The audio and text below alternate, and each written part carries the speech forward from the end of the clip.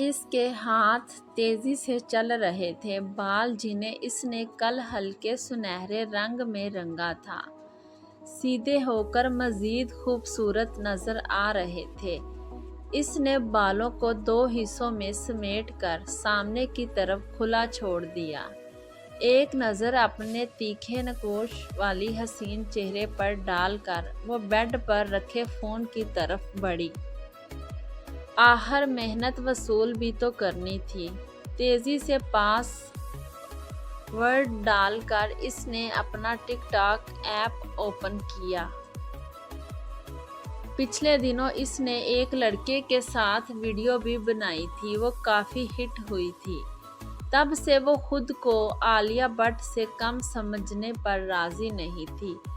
آج بھی اس کا ارادہ کچھ ایسا ہی کرنے کا تھا۔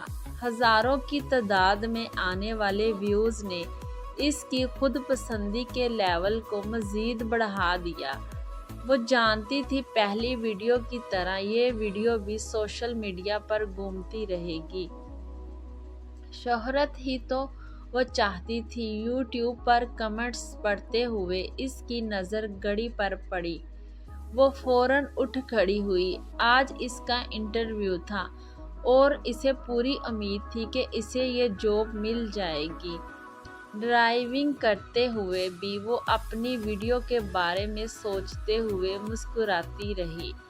ٹریفک نہ ہونے کی وجہ سے وہ جلدی مطلوبہ جگہ پائی گئی۔ کافی دیر انتظار کے بعد اسے اندر بلایا گیا۔ "مے آئی کم ان سر؟" ذرا سا دروازہ کھول کر اس نے اندر آنے کی اجازت مانگی۔ اندر بیٹھے ادھیر عمر شخص نے کمپیوٹر پر نظریں جمائے ہوئے جواب دیا۔ اندر آنے پر کرسی کی طرف اشارہ کرتے ہوئے اس کی طرف دیکھا اور جانے کیوں یمنا کو لگا جیسے وہ چونکا ہو۔ اس نے اپنی فائل اس کی طرف بڑھائی۔ "اس کی ضرورت نہیں." اس نے پوری طرح اس کی جانب گھومتے ہوئے مسکرا کر کہا۔ یمنا کی آنکھوں میں حیرت ابھری۔ "یمنا عزیز، رائٹ؟" اس نے آنکھوں پر جمی اینک ٹھیک کرتے ہوئے سوال کیا۔ "جی، آپ کی ویڈیوز بہت اچھی ہیں۔" وہ ایسے کہہ رہا تھا جیسے وہ انٹرویو کے لیے نہیں بلکہ اس سے ملاقات کے لیے آئی ہو۔ "ٹھیک ہے۔" اس نے مسکرا کر تعریف وصول کی۔ "ہمیں ایک ماڈل کی ضرورت ہے اور آپ ہماری ڈیمانڈز پر پوری اترتی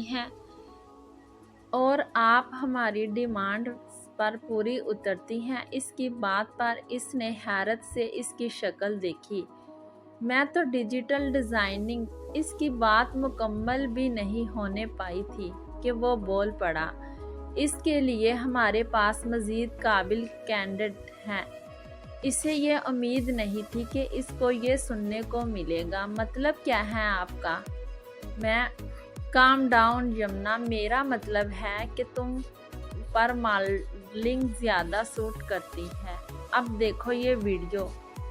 تمہارے بال اور آنکھیں تو قدرت نے حسین بنائی ہی ہیں۔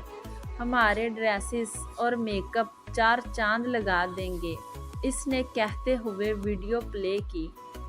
جیسے جیسے وہ ویڈیو چل رہی تھی ویسے ویسے اس کے کان کی لوئیں سرخ ہو رہی تھی۔ اس نے نہیں سوچا تھا کہ اسے اپنی اتنی اچھی ویڈیو اتنی بری بھی لگ سکتی ہے، اور پھر وہ خود کو روک نہ سکی، ایک جھٹکے سے اٹھی اور نکلتی چلی گئی۔ کار تک پہنچتے پہنچتے اس کا سانس پھول گیا تھا۔ گاڑی میں بیٹھ کر وہ خود کو سنبھالنے کی کوشش کرتی رہی، مگر اس شخص کی اسکرین پر گہری نظریں یاد آتے ہی دوبارہ اس کا خون کھولنے لگتا تھا۔ بمشکل خود کو سنبھالتے ہوئے وہ گھر پہنچی۔ ابھی پورچ میں ہی تھی کہ خیال آیا اسمارا آنٹی کی چیزیں واپس کر آئے جو کل وہ ان کے گھر بھول گئی ہے۔ موڈ بھی کسی قدر ٹھیک ہو چکا تھا، سو وہ پڑوس میں موجود ان کے چھوٹے سے گھر چلی آئی۔ ابھی وہ سیڑھیوں پر ہی تھی کہ اپنا نام سن کر لاشعوری انداز میں رک گئی۔ کیوں نہیں پسند وہ تجھے؟ آخر کیا کمی ہے اس میں؟ اسمارا آنٹی کی آواز اس کے کانوں سے ٹکرائی۔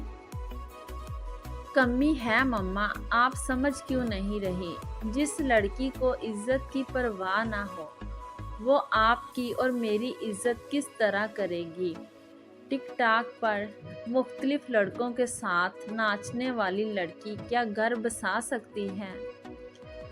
عورت کے ہاتھ میں گھر کا ماحول ہوتا ہے۔ جس کے اپنے اندر حیا نہ ہو۔ سلمان اور بھی جانے کیا کہتا مگر وہ مزید سننے کے لیے نہ رکی۔ گھر پہنچ کر وہ کمرہ بند کر کے بیڈ پر ڈیر ہو گئی۔ آنسو آنکھوں سے نکل کر بالوں میں جذب ہوتے رہے۔ خود سلمان کے ساتھ بھی اس کی کئی ویڈیوز تھی۔ سوشل میڈیا پر تعریفوں کے پل باندھنے والے لوگ در حقیقت کیا سوچ رہے تھے اس نے آج جانا تھا۔ وہ ایک عزت دار گھرانے سے تعلق رکھنے والی خاندانی لڑکی تھی۔ مگر نہیں، عورت کو اپنی عزت خود کروانی پڑتی ہے۔ معاشرے کو کیا الزام دینا؟ اسے یاد تھا ایک دفعہ اس کی کزن نے اس کی اصلاح کرنی چاہی مگر اس نے جلن سمجھ کر امینا کو کتنا مذاق اڑایا تھا۔ مگر آج قدرت نے سمجھا دیا کہ اس کی ایک ایک بات حرف بہ حرف درست تھی۔ اس نے فون سے ساری ویڈیوز ڈیلیٹ کر ڈالی۔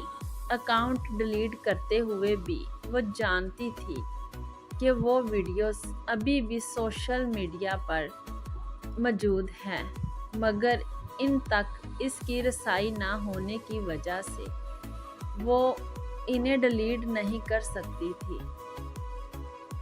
اس نے دوبارہ سر تکیے پر گرا لیا۔